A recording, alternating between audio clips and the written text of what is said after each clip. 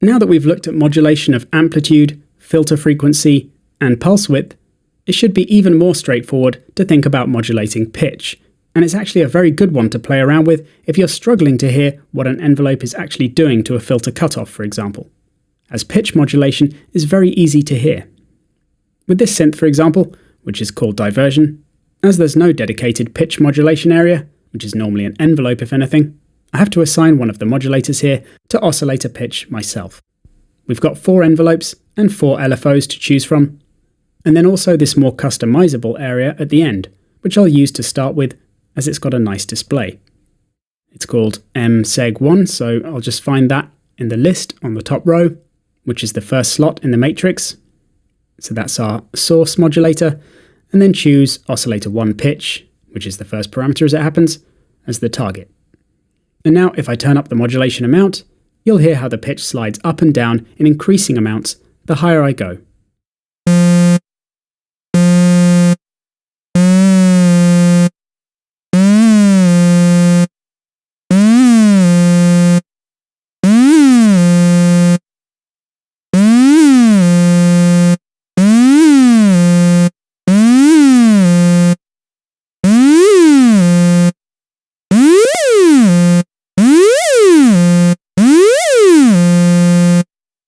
So right now, this is an envelope with an attack and decay, as there's no sustain, meaning the pitch slides up to the max modulation amount and then back down to the played pitch. But I could bring up the sustain to make the pitch stick at a higher value, starting at the top, so meaning there's no decay or slide down anymore, just the attack and sustain as the pitch slides up to the max modulation amount. Or I could set it anywhere in between this and the pitch of the note I'm playing.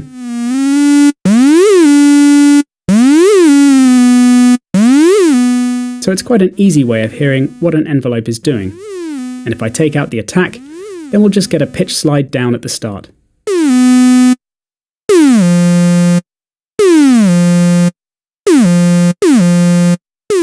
Or with just attack and no decay.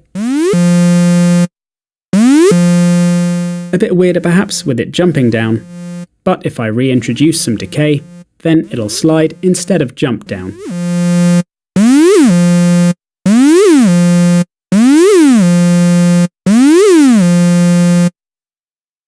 Just to show you an example with a regular ADSR envelope then, I've got envelope 1 assigned to the pitch now. And first, with the sustain turned right up on the envelope, so set to the max modulation amount, I'll increase the modulation amount in the matrix until the higher pitch is in tune with the note I'm playing.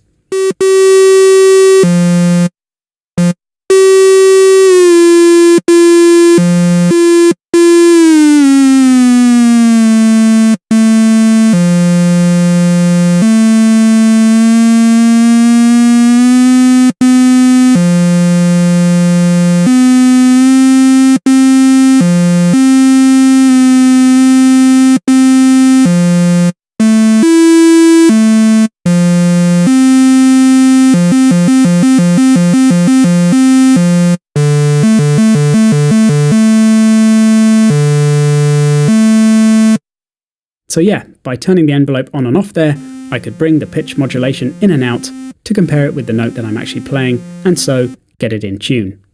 Once again, turning on the envelope with just max sustain, so a shape that looks like this, means we just get the pitch jumping up to the max level of the envelope when I play notes, and sticking there till I let go. So that's shifting up to a perfect fifth above now. Let's add a bit of attack though now.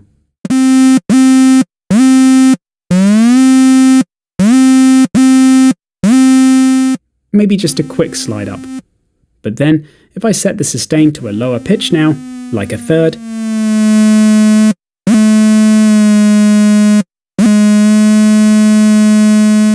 then I can increase the decay to have it slide down to that third.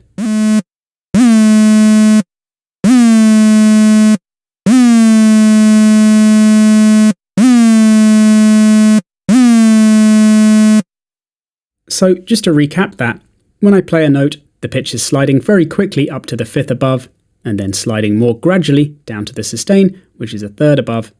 so it's modulating just to notes in the minor triad. And if I create that shape on the display here, then it looks something like this, with a very fast attack up to the 5th, then slower decay down to the 3rd,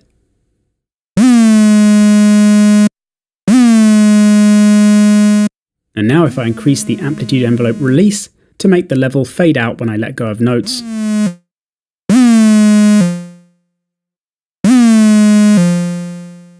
we get the pitch jumping back down to the played pitch, so the note I'm actually playing, but we can add some release to our pitch envelope to make it slide down to that pitch instead.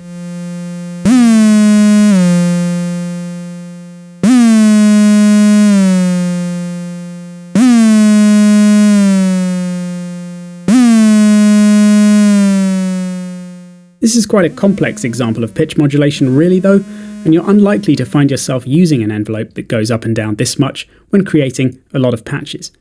But it's certainly good practice initially, and definitely helps with the understanding of what each part of an envelope does.